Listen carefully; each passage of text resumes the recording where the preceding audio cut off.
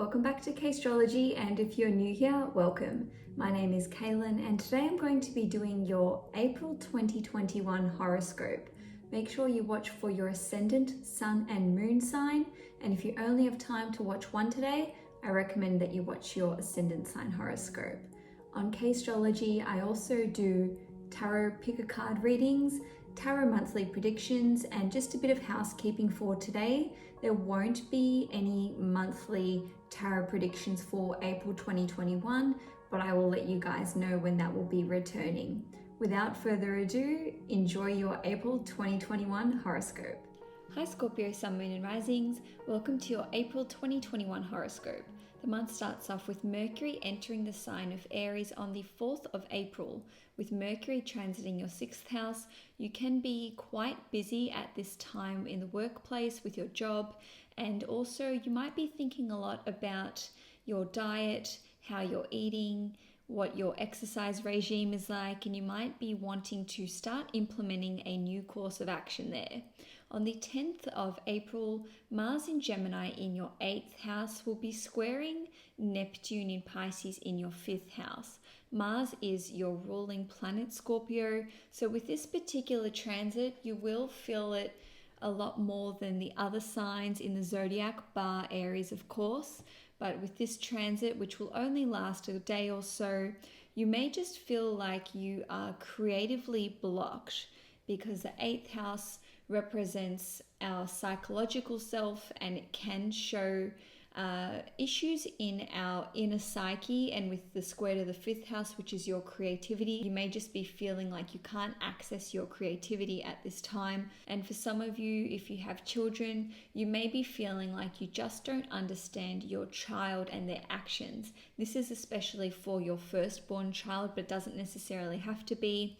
And something to just be mindful of is that given that you are ruled by Mars, you may be a little more heavy-handed with your children with criticism at this time. So yeah, like I said, it's just something to be mindful of. Now on the 12th of April, there will be a new moon in Aries at 22 degrees, and this is in your 6th house.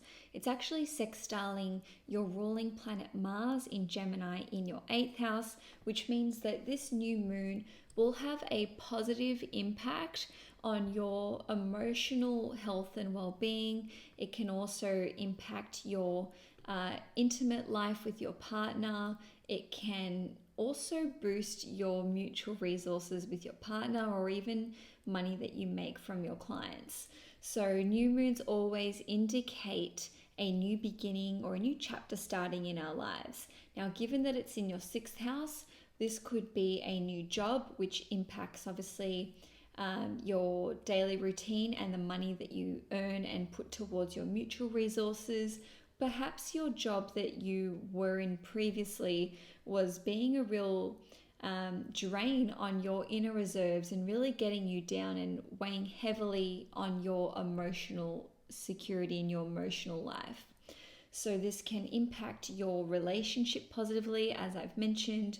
On a different level, the 6th house represents our health and our workout regime. So some of you Scorpios may be embarking on some kind of new health journey. You could be starting a new diet, and this could be something which could impact your psychological health once again in a very positive way. Now, with this new moon in Aries, some of you may actually be giving up an addiction, and this is represented by not just the 6th house, but the sextile to your ruling planet being in the 8th house. This really is an amazing indicator for getting rid of any kind of vice from your life. Now, on the 12th of April, we will also see Venus in Aries in your 6th house, squaring Pluto in Capricorn in your 3rd house. Pluto is the other planet that rules you, Scorpio, so this particular transit, albeit brief, will have quite an impact on you. You may be experiencing tension with your boss regarding your workload. There might be a communication breakdown either with you and your boss, or with you and your siblings if you work with your siblings.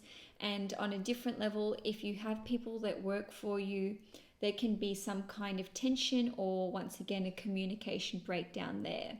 Now, with this particular square between Venus and Pluto, you may feel like your work is undervalued because Venus represents value, okay, and this square to the work that you're putting in, whether that's with sales or marketing or any kind of project that you're working on, it just shows that you don't feel as though your boss, which is represented by the 6th house, is really valuing you. They could be taking you for granted. Now, another way that this can play out is that you may feel like you're being excluded from by schoolmates, colleagues, or friends, or simply people in the workplace. Now, on the 15th of April, Venus will enter the sign of Taurus, and this will be in your 7th house. So if you are single, this is an indicator for a new burgeoning romance occurring in your life. It could actually be someone that you meet through a friend, or it could even be a client.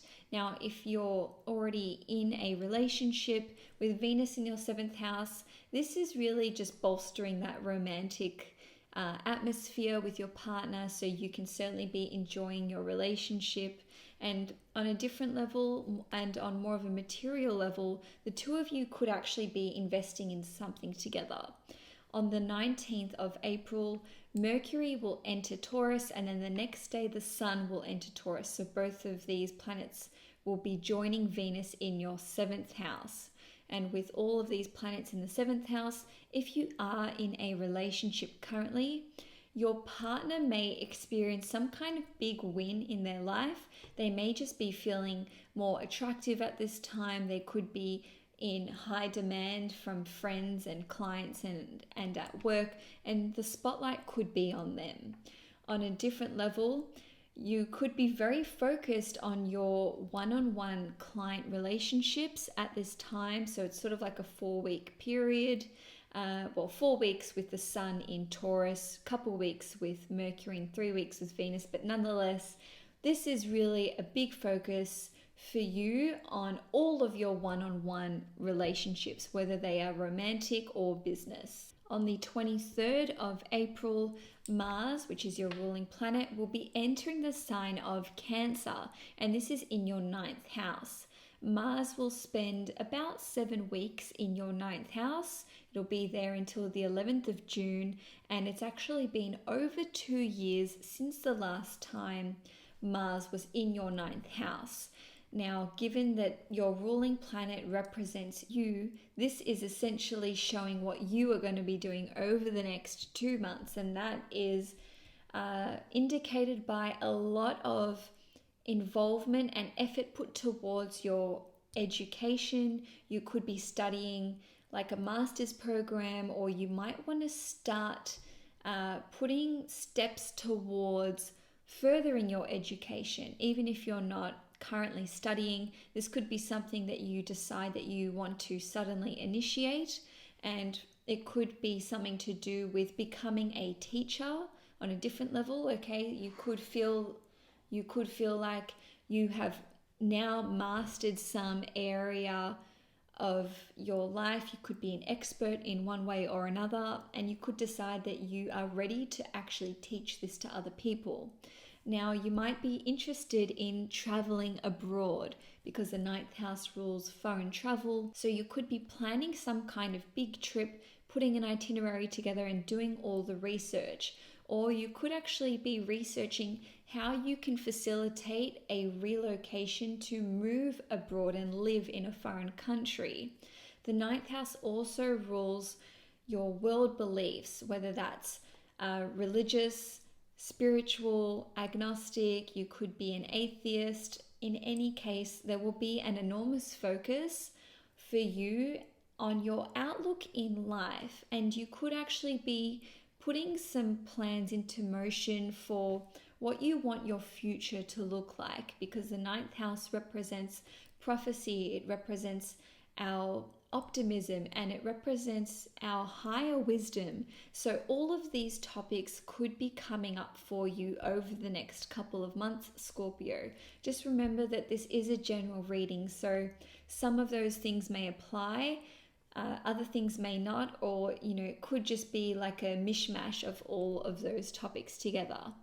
Now, on a different level with Mars in your ninth house, this is a fantastic time for anyone who works in the import and export trade, or even if you work in publications, or you want to have one of your works published and circulated.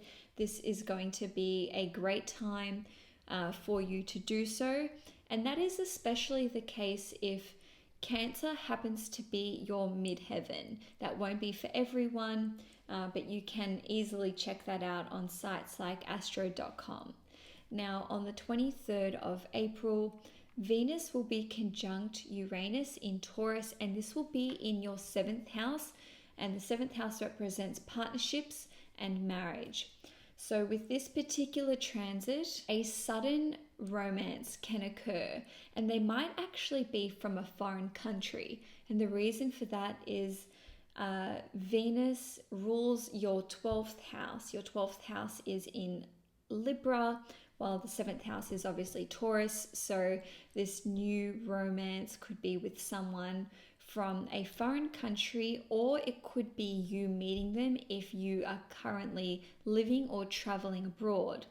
Now, for those of you who are already in relationships, this Venus conjunct Uranus transit could see you suddenly getting engaged, or spontaneously deciding to just bite the bullet and go and get married to your partner. Now, on another level, and this will be for some of you, just remember, Scorpio, that this is a general reading, like I said. This can result in a breakup or a divorce happening quite out of the blue. It won't be for all of you. It's always going to depend on your personal transit, your personal transits with your chart. And the next day, we've got Mercury being conjunct Uranus in Taurus. So this will be indicating unexpected clients coming out of the blue. Someone who you meet and it's like a chance encounter could be converted into a client, or it could be that you have an unexpected business partnership proposal land in your lap that you just, you weren't expecting. So the reason why I'm saying that all of these things are sudden and unexpected is because Uranus as a planet rules swift change and sudden upheaval. Now, something to bear in mind with this Mercury conjunct Uranus transit is that this will be a very brief window of opportunity. So if someone says, I want to sign on with you, I want to be your client, how quickly can we get the ball rolling? The answer to that should be immediately, because honestly, this new opportunity which presents itself could dissipate just as quickly as it landed in your lap. So make sure that, you are acting on things very swiftly for the 23rd and the 24th of April. As always, my advice is follow your gut instinct. If you have a good feeling about the person and about the relationship, then go for it. If you get the vibe that, there could be something sketchy about this individual, just follow your gut on this one, Scorpio, because you have amazing instincts, so do not doubt them. Now, on the 27th of April, there will be a full moon in Scorpio, and obviously this is in your first house, and it's at 7 degrees. Now, with full moons, it's always the moon opposite being the sun. So the moon will be in Scorpio, the sun will be in Taurus, and the sun is actually conjunct Uranus. So once again, we have this like chaotic and unexpected element to things. So full moons indicate the ending of a cycle or the close of a chapter in your life. And given that it's in your first house, this could be related to any number of things, but one thing is for certain, this full moon in Scorpio will have a significant impact on you. And that's especially the case if you have a Scorpio sun, moon, or rising, which is anywhere between about 4 degrees and 10 or 11 degrees. So this ending of a chapter in your life could see you actually achieving some kind of goal or milestone. And it could be something which you started working on either 6 months ago at the new moon in Scorpio, or even 18 months ago at the new moon in Scorpio. It could be either or, it's either a 6-month cycle or an 18-month cycle. Some of you may have wanted to lose weight and now you've achieved your goal weight on a different level. Some of you may have finally pulled the trigger when it comes to making a huge change in your path in life. And this could actually shock and surprise other people, because we have Uranus being in your 7th house, and the 7th house rules your partnerships and one-on-one relationships, and it also represents the audience. So whatever change that you've made in your life and that you've finally gone public with can definitely shock other people in your life. On a different level, this is another indicator for ending a relationship sort of suddenly because of this Uranus transit, or I should say Uranus's involvement with this full moon.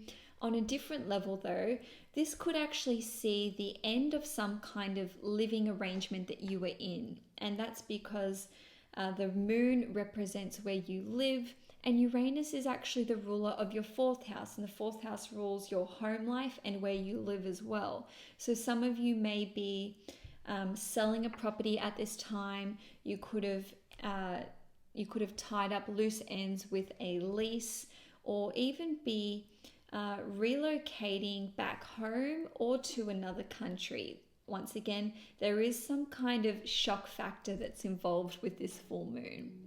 So Scorpio, that's all I have for you for April 2021. If you enjoyed this horoscope, please give it a thumbs up. If you'd like to see more content from me at CAISTROLOGY, please subscribe to my channel. Enjoy April 2021, and I will see you guys next month.